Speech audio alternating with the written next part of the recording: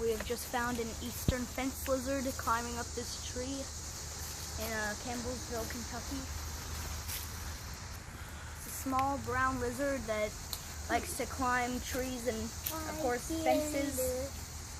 And we actually found a bunch of baby fence lizards not too far away from here. Their texture is designed to blend in with the tree.